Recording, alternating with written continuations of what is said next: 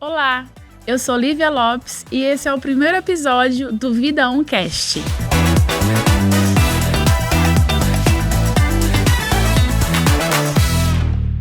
Bem, eu tô aqui com minha canequinha de água, eu e meus convidados, e tem água de verdade, viu, gente? Não é só pra enfeite. Porque beber água tem tudo a ver com o tema que a gente vai falar hoje. Nós vamos falar sobre o cuidado com a saúde dos rins. E para me acompanhar nesse papo, eu tô aqui com a Jéssica Nogueira, nossa nefrologista, e o Bruno Venâncio, nosso colaborador e analista de contas médicas. Bem-vindos, pessoal. Muito obrigado, Lívia, pelo convite. Muito obrigada. Obrigada a vocês pela presença. Bem, Jéssica, falando em beber água, hoje a gente tem aí um aparato de dicas, aplicativos, vídeos, garrafinhas de todos os tamanhos e de todas as cores, tudo para incentivar a gente a beber água. Mas eu tenho uma dúvida, que eu acho que é a dúvida também do pessoal que está assistindo a gente.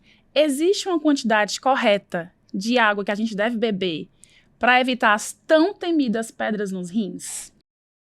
Existe. Pela OMS, a recomendação é que faça injeção de 35 ml por quilo de peso. Mas não é só isso, porque a gente tem que individualizar. Porque cada pessoa tem hábitos de vida, mora em regiões diferentes, então de temperaturas diferentes, às vezes fazem atividades físicas que vão transpirar mais e aí a gente precisa aumentar o aporte de água nesses casos. Então não é nada tão simples, precisa ser realmente orientado e individualizado para o que você faz no seu dia a dia, com o que você trabalha, o que você faz de atividade física. Então não é simplesmente eu pesquisar no Google quantos litros de água eu devo beber, tem que ter um acompanhamento médico, uma coisa mais aprofundada, né? Sim.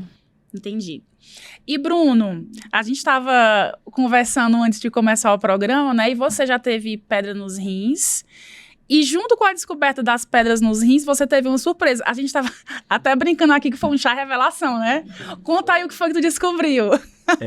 Eu sou de uma cidade muito pequena e lá a gente não costuma fazer exames médicos. Então, quando eu comecei a morar aqui em São Paulo, resolvi fazer um check-up geral. E chegando no exame de ultrassom, eu descobri que eu só tinha um rim. E descobri que o rim que eu tinha 10 pedras. Então foi uma loucura, porque eu falei, como é possível nunca ter percebido isso, nunca ter notado, nunca ter sido uma coisa que atrapalhou a minha vida. E antes eu ingeria muito pouca água. Então essa descoberta para mim foi um choque aos 23 anos. E foi uma coisa silenciosa, né? Tu chegou a sentir dor, alguma coisa desse tipo? Como é que tu descobriu isso? Porque, como é uma doença silenciosa, depois a Jéssica pode até falar melhor pra gente, o que é que a gente sente, que a gente já pode ficar atento para evitar isso? Bem, eu senti algumas dores na parte do abdômen, assim, algumas queimações, e isso me levou a querer fazer exame, investigar mais o que era, e foi quando eu descobri isso. Quando eu descobri que eu fiz todos os exames, fiz a cirurgia, inclusive eu descobri que pacientes que têm pedra nos rins, provavelmente ele vai voltar a ter pedra nos rins um tempo depois novamente.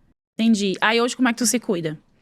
Hoje, Vamos ver se o jeito que tu tá se cuidando, a Jéssica vai aprovar. se você é aprovada. Hoje eu passei a ingerir menos bebida alcoólica, bem Certo. menos, beber bastante água. O estilo de alimentação também eu comecei a agir de forma mais saudável, afinal se eu perder um rim, já era, né? Só tenho um. Então eu comecei a olhar mais para essa parte, principalmente ingestão de água mesmo. Entendi. E Jéssica, pra quem tá assistindo a gente, uma pessoa que tem só um rim como o Bruno, ou que tem 2 rins, a pessoa assistiu esse vídeo de hoje, e ela decidiu que ela quer cuidar dos rins dela. O que é que ela precisa fazer a partir de hoje? Para a pessoa que deseja ter um bom cuidado com a saúde dos rins, muito importante mudança de hábitos de vida. Hábitos de vida saudável. Prática de atividade física, consumo de alimentos saudáveis, evitar alimentos industrializados, porque eles vão ter um maior teor de sódio. E ingesta de sódio aumentada é um fator de risco importante para a doença renal. Outros fatores, ingesta elevada de proteína, principalmente proteína animal, também é um fator de risco. Principalmente também para a formação de cálculo. Entendi.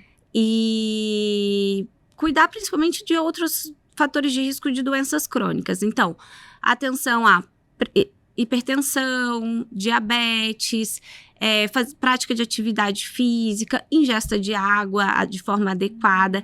Para quem tem cálculo renal, a gente recomenda, por isso que eu falo que essa continha dos 35 ml por quilo depende da pessoa, não né? Não tem que ser seguida à risca dessa forma. Por exemplo, se o paciente faz muita atividade física, tem uma transpiração excessiva, ou trabalha num ambiente muito quente, ou mora numa cidade muito quente, ele vai transpirar mais. E aí ele pode precisar ingerir uma quantidade maior de líquido para poder compensar isso e não deixar a urina ficar tão concentrada, facilitando a formação desses cálculos. É muito interessante isso que tu falou, Jéssica, da questão de suor, né, de algo que você gasta, porque, por exemplo, aqui em São Paulo, o clima é diferente nesse momento do Nordeste. Então, se você vai para o Nordeste, né, de temperaturas elevadas, você fica mais suado e você gasta mais água. E já aqui, por exemplo, no inverno, às vezes a gente tá aqui no escritório, aí o pessoal fica, ixi, não bebi água hoje, porque tá frio. Então, é muito interessante essa atenção da ingestão de água, independente do ambiente que a gente tá e do clima que a gente tá, né? Sim, com certeza. E, Bruno, tu descobriu a pedra nos rins com 23 anos. Existe, Jéssica, alguma idade que você precisa dar mais atenção aos rins, ou quanto mais cedo, melhor? Esse cuidado tem que ser durante a vida toda, desde a infância, principalmente com orientação de consumo adequado de líquidos, principalmente água, evitar refrigerante, uma alimentação mais saudável. Então, esses cuidados é para sempre. Isso evita também a formação dos cálculos, principalmente na vida adulta. E hoje em dia a gente tem também crianças que podem ter cálculo renal. Nesses casos, é sempre indicado uma investigação para isso, mas a gente sabe que esses fatores de alimentação, os fatores de hábitos de vida atuais, têm também impacto nisso. Certo. O Bruno estava comentando com a gente que ele sentiu dor no abdômen, né? Tem gente que não sente nada. Como é que tu dá essa dica, Jéssica? Desse nosso olhar atento para o nosso corpo. Eu sei que o conhecimento do nosso corpo é uma coisa que a gente vai adquirindo ao longo da nossa vida, né? Mas existe alguma dica ou algum sinal que a gente deve ficar mais atento? Que, isso aqui, essa dor aqui, ou então esse jeito aqui que eu tô agindo pode ser algo relacionado à pedra no rim? Realmente o quadro de dor na região das costas, uma dor na região do abdômen, um pouco mais inespecífica, pode ser cálculo renal, como pode ser outras doenças também, né? Então, essa investigação, caso tenha algum sintoma, é sempre importante.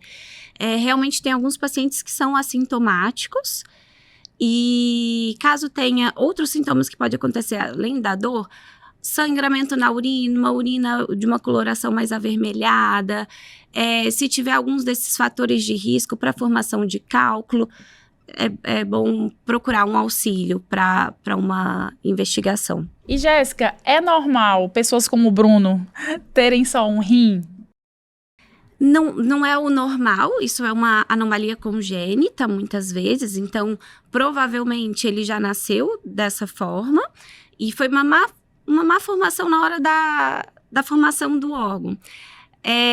Nesses casos, para diagnóstico, muitas vezes a gente consegue fazer o diagnóstico até mesmo durante o pré-natal, porque é uma das estruturas que a gente avalia durante esse exame. Caso não tenha sido feito nessa ocasião, às vezes o paciente pode até nascer com os 2 rins, mas algo acontece que o rim fica muito reduzido de tamanho. E aí ele quase não contribui também para a função renal. Mas um rim só, o paciente pode viver bem, muitas vezes esse rim, para compensar a ausência do outro, ele aumenta de tamanho, então ele consegue compensar a falta do outro rim. Mas é importante que um paciente que tenha um rim só tenha todos esses cuidados que a gente falou, porque ele acaba ficando com apenas um órgão para dar conta do recado. Obrigada pela presença, obrigada, Jéssica. Obrigada a vocês pelo convite. Obrigada, Bruno. Obrigado pelo convite. E você que nos assiste, se inscreva no canal, deixe seu joinha e não esqueça, o nosso encontro é toda terça-feira. Até lá!